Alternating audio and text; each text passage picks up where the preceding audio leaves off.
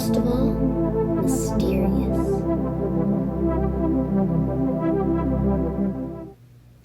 What is a black hole? How do they form? Why do they form? And is there really an infinitely small point in the middle of them? Now, obviously, I have a lot of questions, but not all of those questions can be necessarily answered. So let's start with when and where black holes form.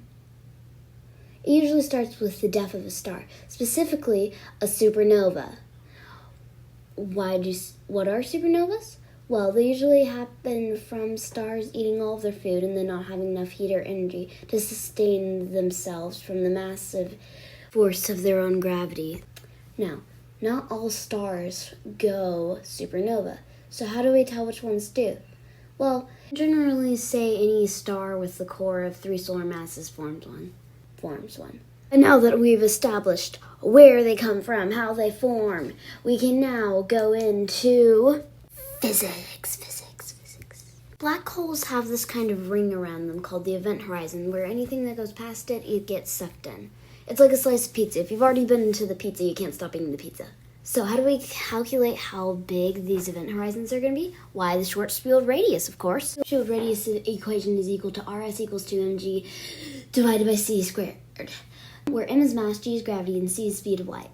Let's try this out on the massive black hole Sagittarius A at the center of our galaxy. It gravitates everything together, which is something that black holes do, by the way. Massive radius of 7 million miles from the center of it. What was at the center of it? The singularity. The point of infinite density and of mass speculation, where all of the star stuff went and compressed into an infinitely tiny point. The mystery of it all. But what happens if you go into the singularity? Okay, so this is our rocket ship, and this is like the black hole. It's over here. So as we go towards it, the front of the spaceship gets stretched out due to all of the gravity towards the black hole, but not gravity over here. So it gets like spaghettified. That's the actual term.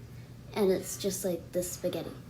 So it breaks the atoms apart. It pulls them apart with its gravity. Okay, but I've also seen that as a black hole sucks up all this matter, it grows. Approximately 2 miles for every solar mass it eats. Why would it do that? It's not like an animal. So why would a black hole grow? Okay, so in front of us, you see the very fabric of space and time. So I'm going to get like this random object in it. So it has gravity and it weighs the fabric down a little. So now we have this other thing over here, but it doesn't really move at all because the slope isn't enough. But if we put it here, you see it fell a little inwards. So if they collide, then they come together and they weigh down the fabric of space and time more. So when we drop it up here, the slope is greater, and then that same thing applies for the black hole, and it gets denser and denser and has a bigger event horizon. The last thing I want to talk about before getting to the theories is why black holes spin so fast. So stick your arms out while you're sitting on a spinning chair, and then take them in. So you get faster. So the stars do the same thing when they're turning from giants to tiny black holes, and they get smaller, and they go super fast. So now we are on to theories. This guy's name is John Michell. He was the first person to think of dark stars with infinite density that nothing could escape from. These guys are John Oppenheimer and Hartland Snyder. They came up with stars turning into black holes, the first ones to think of them. This is Roger Penrose. He came up with the singularity. And the next thing is Hawking radiation. This guy named Stephen Hawking. He thought that black holes emanated this thing called Hawking radiations, which would eventually make them evaporate like a puddle. A warning, beyond this point is one that I only put in here because I've been hearing a lot of people reference it, but it's not like proven.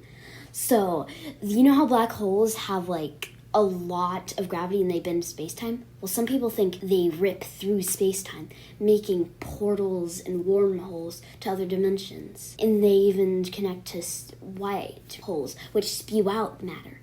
But I want some clarification, because if the black hole spaghettifies things, does the white hole unspaghettify them? Okay, speed round of facts where I didn't give myself enough time to record. Did you know it's theorized that the singularity, it would be infinitely bright because of all the light going into it, and light never escapes from it? Did you know it's theorized that it would take infinite time to reach the singularity of the black hole because space and time are intertwined, and the more gravity something has, the slower time acts in it? Did you know at the center of every single galaxy, there's a giant supermassive black hole keeping everything together? That was the speed facts. You might be wondering what I think about black holes and all that stuff and the theories. Well, I like science, so I agree. Yeah, I think supernova can't stand their own immense gravity. Their event horizon grows when they eat more mass because of gravity. So yeah, I don't think they're magic portals to other dimensions because I have not seen any evidence of that, but if there is evidence, then I would believe it. So I like science, yeah. So those are my thoughts on black holes.